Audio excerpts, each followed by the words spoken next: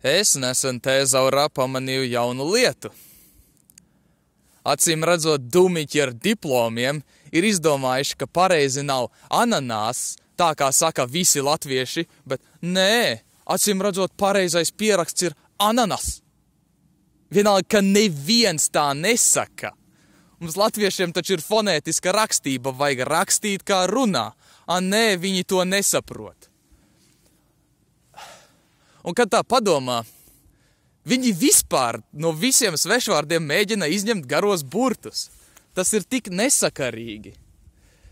Pirmām kārtām, tāpēc, ka latvieši, kārtīgi latvieši, vienkārši jūt, kad vajag garo un kad vajag īso.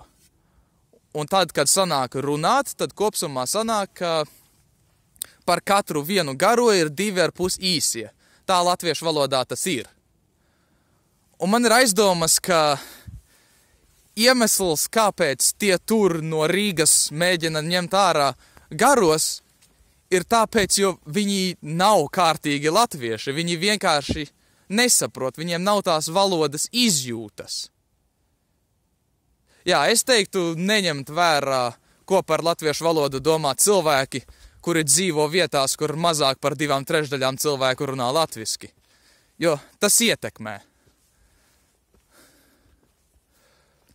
Un tā otra lieta, viņi gan jau pamatosies un mēģinās attaisnoties, sakot, ka šajā svešvārdā nav garo. Un tad mana vienīgā atbilde ir, jūs krievi esat. Jā, krievi nelieto garos, visā krievu valodā nav neviena garā burta. Bet svešvārdos, no kuriem jūs mēģināt ņemt ārā garos burtus, ir garie burti. Pirmais, kas nāk prātā, man vienmēr ir latīņu vārds, kas nozīmē pavēlnieks, virspavēlnieks, armijas virspavēlnieks. Imperator. Jūs skaidri un gaiši dzirdat, ka ir imperators. Nav imperators, ir imperator.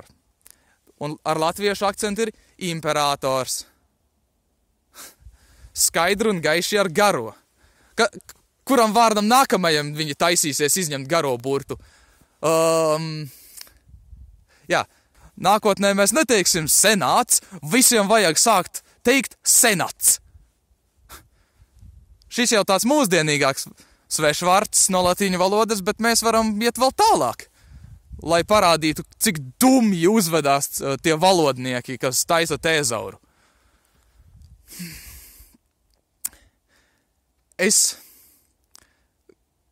Tā kā visi valodnieki, kas mācījušies valodniecību, pat man ieskaitot, ir diezgan pārliecināti, ka vārds vīns visās eiropiešu valodās ir svešvārds no latīņu valodas. Latīņiem bija uinum. Un tad, kā tad būs? Vai tie dīvainie Tezauru taisošie valodnieki izdomās, ka nē, latviski nav jāsaka vīns, latviski ir jāsaka vins. Neciešu to. Ja kāds man jautās, kāda ir kārtīga latviešu valoda, es skaidru un gaiši teikšu, ka kārtīga latviešu valoda bija tā, kurā runāja 30. gados. Vienkārši noņem ri un aizvieto ar r. Un tā būs kārtīga latviešu valoda, nevis tā dīvainā vulgārā, ko viņi mēģina tagad taisīt.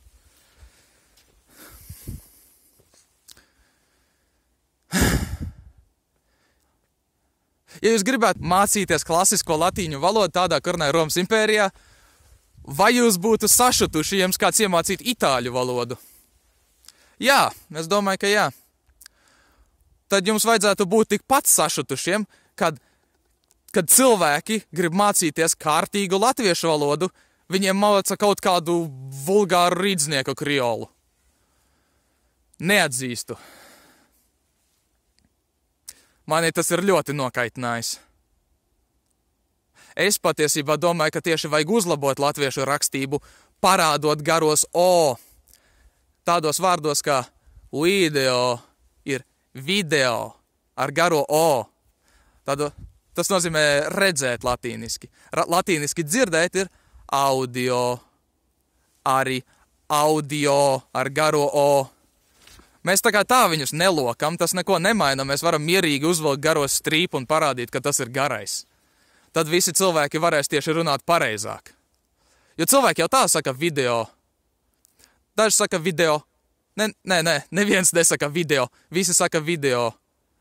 Tas nozīmē, ka vienkārši rakstiet garos, tā būs vieglāk ārzemniekiem saprast, un tiem, kuri nezina latviešu valodu kārtīgi. Pierakstam ir jābūt tādam, kā ir runāšana, un runāšanai ir jābūt pareizai. Tādā, kā runā latvieši, kuriem tā ir dzimtā valoda, kuriem visi apkārt ir latvieši. Nevajag nekādas krievu nepareizās runāšanas.